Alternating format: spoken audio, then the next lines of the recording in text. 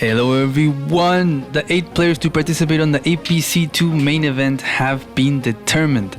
7 of them via qualifiers and 1 of them auto-qualified for being champion of APC1.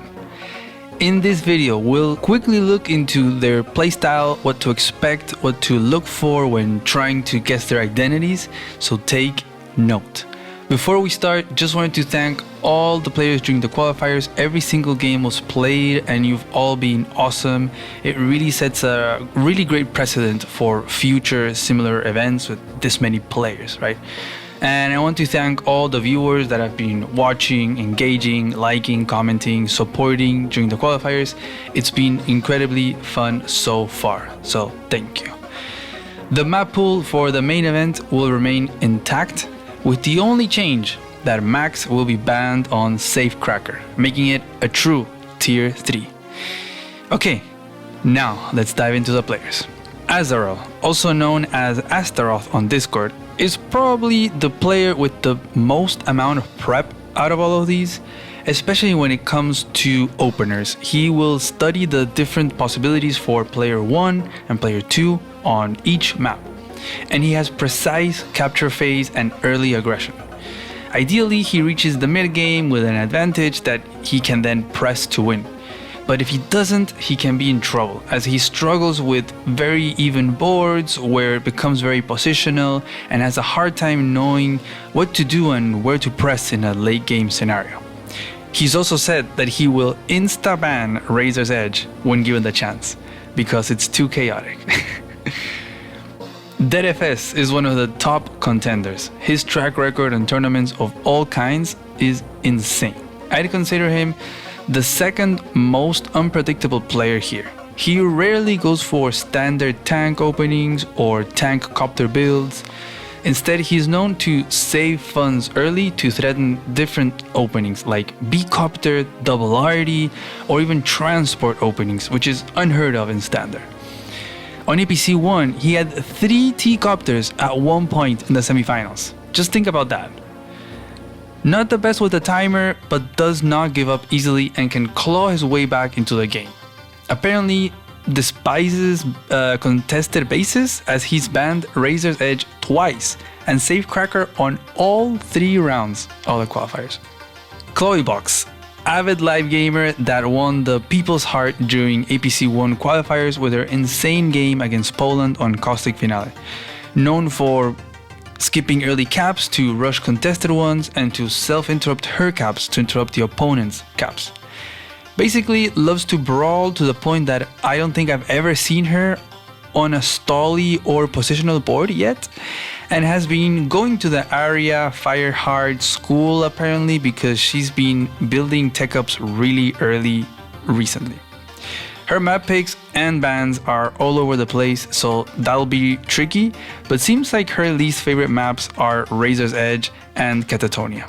Sunja Superior, also known as Master of Math on Discord, is a very methodic and patient player. He doesn't go for crazy early aggression unless there's something guaranteed. Rarely skips any caps unless completely necessary. He likes to maximize funding and will put the most pressure during the mid game, where his wave of infantry and early vehicle builds will sync up at the front lines, and then he can threaten property flips. His favorite type of map are mixed base, which explains his 100% pick rate of misery during the qualifiers, but he absolutely despises Catatonia given that it was his first ban on all 3 rounds. Talos is a positional precision player. He loves RDs and uses them perfectly. Might have the best blocking tactics from all 8 players. He doesn't really brawl for no reason. He slowly advances, he picks his fights, and eats the map slowly, methodically, kicking the opponent out of certain areas of the map. Him and DeadFS are probably known as the 2 biggest tournament players of the site, with an insane amount of grand finals between them. But unfortunately for Talos, DeadFS has had the upper hand in these finals win rate. Will he run into DeadFS in the grand final of APC2 and get his redemption? We will see.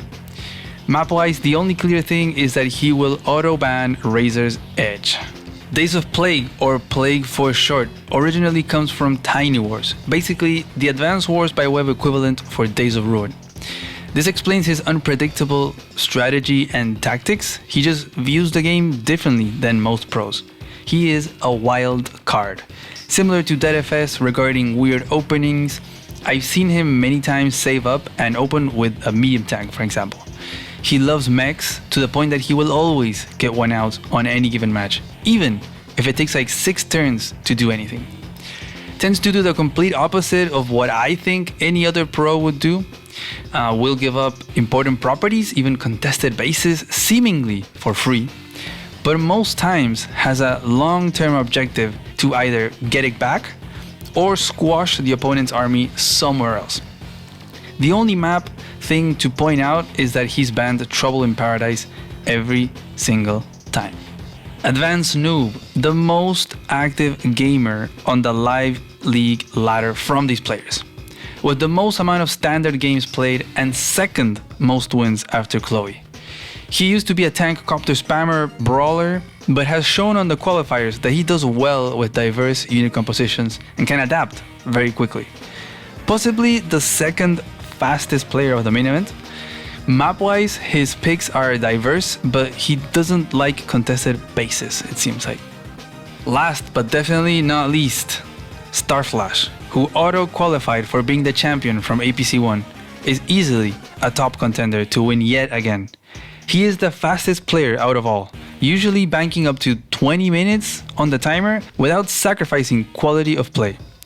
Very aggro player, prioritizes income heavily, so he will interrupt caps from the opponent at the expense of his own caps early on. Big time prepper as seen on APC1, but due to his auto qualification, we have no info from his plays on this map pool.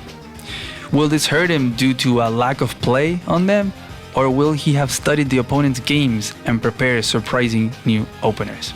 And that's all 8 players in the APC2 main event. Remember, all of them will be playing with new identities.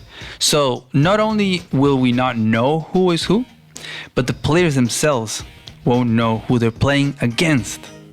I can't wait for the main event to start, and I hope to see you there. Bye bye.